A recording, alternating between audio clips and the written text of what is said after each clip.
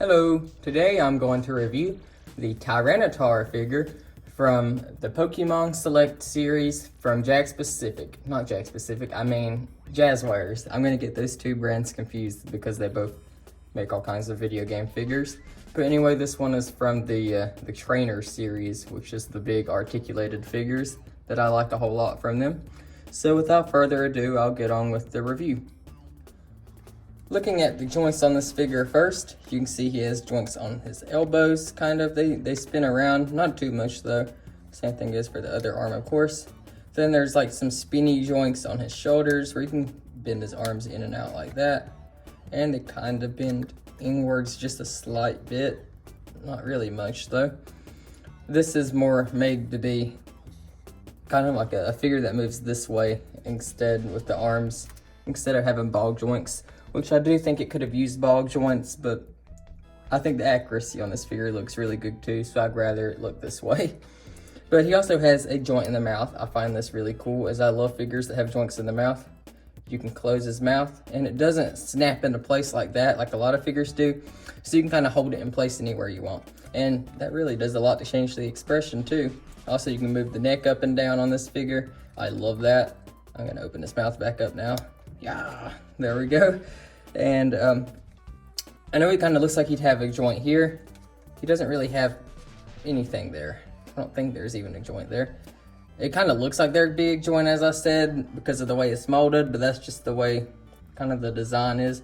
So there's nothing there. I'm not really going to complain too much though, because I think it would be really hard to get this to bend around with the way the shell is kind of made around with all the spiky pieces. You wouldn't have got much movement out of that anyway. But anyway, there's also movement in the thighs, in the knees, which is a ball joint that I do like quite a lot. And this one's very fun to bend around. And it even has toe joints that you can bend up and down. Those, I haven't messed with these yet. Yeah, like that. And in the back, there's tail joints. These are kind of the same as the arms. They're not on ball joints, and it's not on a wire like how the Mewtwo figure was. It's just those spinny joints, so you just spin it side to side. These are kind of stiffer. I'm not gonna mess with that joint too much though, as I don't want to risk breaking the figure. But that is all the joints on this figure, and if you're wondering, yes, he does stand up on his own. Although he does come with a stand too, which I'll show here in a second, which is useful for some cool poses that I like to put him in. But next we'll go on to the details on this figure. Starting off with the face, you can see they printed on his little eyes in the style of how Pokemon eyes look. I like that. And you can see he even has like some white paint for his teeth and stuff. All the printing on this figure looks really good, I think. No real mistakes or anything. I do think that quality printing on a figure's details is very important, especially on more of like a collector's edition figure. Oops, I moved the camera. Because you really want to see every detail, and this figure really shows it. He has like these black, I don't really know what those are even supposed to be in the game. I guess they're just a design printed in there. And he also has the his blue belly. It's like a blue color. I like that. He even has more black stripes around the back of his legs, and all his toenails and fingernails have the white color of the teeth as well. And around the back, he has a little bit more of that blue, a little hole for the stand you'll see here in a second, and more little black parts. But that is all the printing on this figure. Now, if you're wondering about these spikes, they're like they feel like a hard plastic, kind of like a mix of rubber at the same time. I know that's kind of hard to comprehend. They'd hurt if you stepped on it, definitely, which is kind of funny because you could use Tyranitar as a trap if you wanted to. But yeah, they look really good and really add a lot more mass to them. This is a big figure, the biggest Pokemon figure I've had, and I'm happy that they have gotten the size right on this figure, as he is really big in the game. And as we move around, you can just kind of take a look at all the details. They have the sculpting on the head like that, with a little bit of a crown to him. It all just blends together seamlessly. Around the back of the tail, you can see he has like a little, looks like a corn on the cob to me. But yeah, that's the way his tail looks right here. It has those four little, I don't know what to call them, coming out. And thing like the end of the tail right here. It looks real good. And this figure doesn't, I don't know if this is important to people, but some figures, you know, they're real shiny, so they fingerprint real bad. This one doesn't do that. Because normally I'm wiping off fingerprints or anything that kicks on these figures a lot. But this one doesn't seem to be doing that, so I do like that.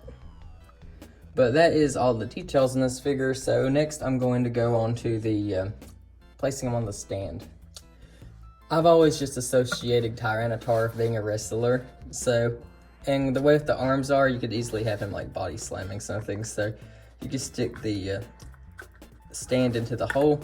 Sometimes they can be, here I'll just demonstrate that, kind of curved inward. This one kind of looks to be perfectly straight there. So let me get the stick in there. This takes a good while. Sometimes there, it just went right in. I'm gonna put it all the way in. Then I could bend this if I wanted to, but they're using like a body slam pose, getting ready to slam down onto somebody. That's terrifying. But yeah, that is how you put them onto the stand. The stand holds them up really good. And as I've said before, I really appreciate these Pokemon figures having stands, because when I put them up on my shelf, it just makes everything look good, especially for the flying figures. And for the non-flying ones, if I had their legs out or something, or have them standing up real tall, the stands help to hold them up. And for one like this, trying to get him into a jumping pose where he's gonna jump down onto somebody, the stand definitely helps with that. But overall, I rate this figure a 10 out of 10, just like most of these Pokemon figures. These are perfect, I think. And I really hope that they make more Pokemon. I'm not gonna ask for all over 1,000 Pokemon that there is now, but a lot of them have really good designs that I'd love to see in figure form. I'm hoping to see some from Scarlet and Violet be made into figures, especially the Treasures of Ruin, which I doubt that they'd make figures of them, but I'd love to see the saber-toothed tiger one made into a figure, because that one is just asking to be made into an action figure. I'd also like to see Terrapagos, you know, the element turtle. That would be a really cool looking figure. And Ogre Pond, you know, the legendary ogre Pokemon from Scarlet and Violet. But I don't know why I'm over here talking about what figures I got them to make. But anyway, yeah, as I said, I like this figure. This is definitely a 10 out of 10. And I definitely recommend it, especially for the price that these figures go around. These are high quality for the price that they go for. I could easily see some companies charging, with the amount people charge for figures now, $50, like how they do those Sonic Collectors figures. And these go for around $19. Sometimes I've seen them for $15. So that's a good deal, I think, for a figure of this quality. But anyway, thank you for watching, and goodbye.